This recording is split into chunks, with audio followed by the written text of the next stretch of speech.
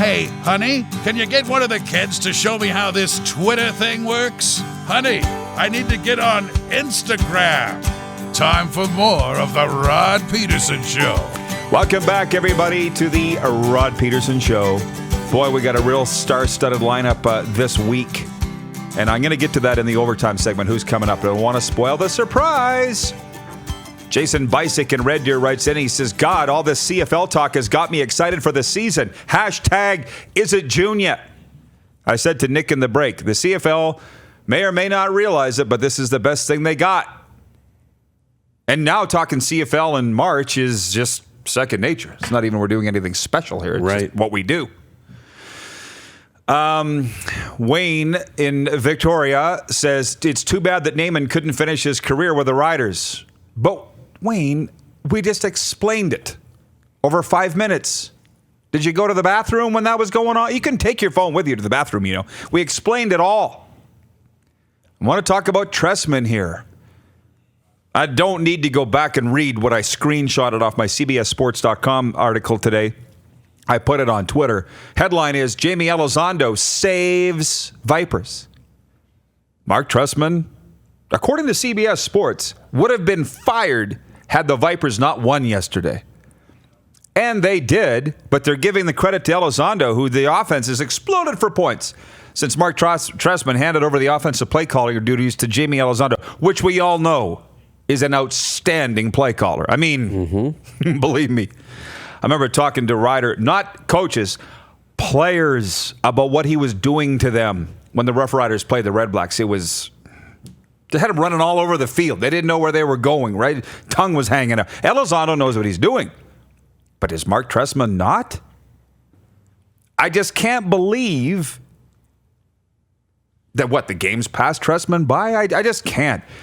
Last team to win back-to-back Grey Cups, the Montreal Alouettes, on Mark Trestman's watch. You talk to anybody, Nick, and you've talked to tons who've played for Trestman, at least the guys that I know, would lay down in traffic for the guy. Yeah, he's a good coach. Not according to the media in Tampa Bay, I guess. It's very unfortunate. I mean, even when you look at Vegas had ranked them the number 2 team, right? Yep. With the best odds. So with expectation and then the disappointment, and then do a lot of XFL fans know Trestman, right? He made his name in Canada. He did have a very short stint with the Bears as the head coach, but it wasn't long. So a lot of his work is behind the scenes. Like, how many coordinators do you really know in the NFL? So a lot of their work is behind the scenes, and he really made his name in Canada. So I think Canadians or people that love the CFL view Trestman a little different than everyone else.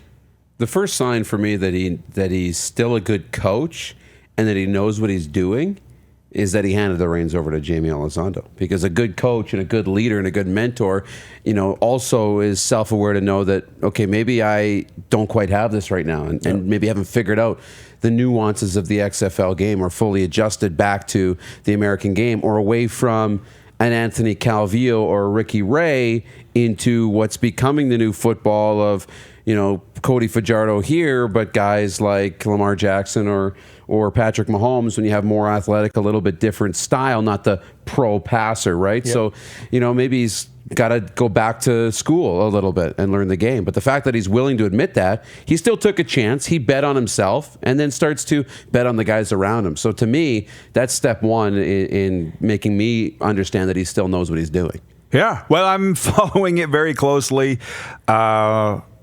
I don't know. Is today's player, can Mark not relate to them? I mean, I've read his book. The guy's got a law degree. There's not a lot of coaches that have law degrees. Some GMs do. Not a lot of coaches. I mean, he's not a dumb guy.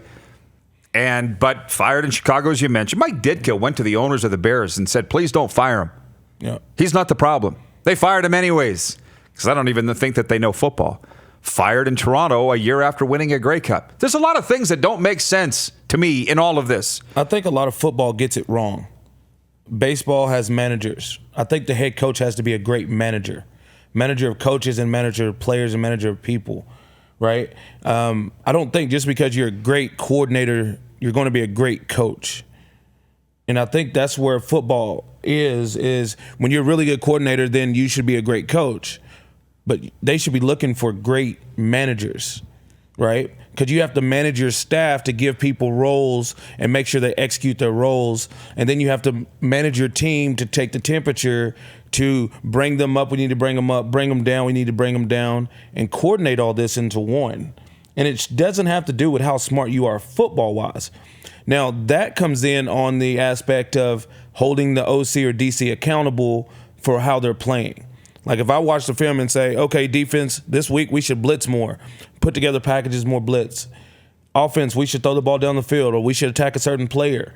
That's the role of a head coach, not really to go out there and execute game plans consistently through the season. Sandra Larson writes in, she says, a week ago there was a story about Trestman and the Vipers quarterback not getting along. I thought that didn't sound good at the time. I don't know. I've worked alongside a lot of people that I don't like. But on game day, we got it done. On show day, we got it done. That's about being professional. You're starting to hear more and more about Trestman not getting along with quarterbacks under his employ. And that just tells me that the quarterbacks are changing. I don't think Mark's changed. I think the players have changed. Mm-hmm. And he's probably going to have to adapt, or maybe just say, screw it. I guess when I was saying he was fired in Chicago, fired in Toronto, left Montreal on his own to go to Chicago. He's been fired as coordinator. He and I have talked about all. We're good friends. He just said, you get up, dust yourself off, and get back into it. But I wonder if he's getting to a point now where he's like, is it worth it? I don't know. Smart guys like that built offenses. It's put a lot of work into it. Jacques Chapdelaine. They put so much work into their craft in that offense. Sometimes it's, this is my offense, you need to learn it. And there's some coordinators that say, this is your skill set, I need to build something that fits you. And I think a lot of players or a lot of teams are going there. Baltimore, Lamar Jackson could not run any other offense in the NFL. But they created a great offense for him with 3 tight ends. They could throw the ball, they can run the ball and do those things. And sometimes it's just hard for some guys to say, well, I have to do something that I don't do because that's what he can do. Adjust. That's it. Great coaches can, and I'm not prepared to say Trestman can't, but something's not going on in Tampa right. Derek Lafreni writes in, he says, I'm cheering for the Vipers because of Mark and Jamie. Me too. And when they handed it over to Elizondo, I thought, hey, whatever, great for him. I like Jamie. When I got kicked out of the walkthrough for the Red Blacks, I laughed. I was never offended. I don't get offended. No. Maybe I should have been offended. I don't know. I thought it was funny. But I also remember, by the way, the next day after we came home, I went to a player appearance. Mac Henry said, would you mind coming to this thing I'm doing at the Mama Weaton Center? And it was Charleston Hughes, Ed Gainey, and they cornered me on the stairs. Nick, you may or may not believe this. We're barbecuing, and they're like, what did you think of the game last night? And I didn't even get anything out of my mouth. They're like, we got out-coached. I'm like, guess it doesn't matter what I think. Clearly, you guys have your... And they talked about how great Elizondo is at play calling and scheming and everything. There's no doubt. So still a Vipers fan. See where it goes from here. Nick, thanks for that chat. 2 of the best coaches right now, O'Shea and Craig Dickerson. Special teams coaches. Never been offensive defensive coordinators. Managers. Whoa. Now, is that a trend or is it a fad or a coincidence? But they're used to managing the whole team. Oh. That's the only meeting where everybody's in there. Right? Dun, get it dun, right dun. when you get guys that are managers and not just great coordinators. You have to manage people. Yeah. All right, Nick, we got gift cards for you from The Tap. Appreciate you coming in. Oh, appreciate it. Thank you. Dupes and I back with Overtime next. It's the Rod Pedersen Show on Facebook Live and listen live at rodpedersen.com. You're watching Rod Pedersen On Demand.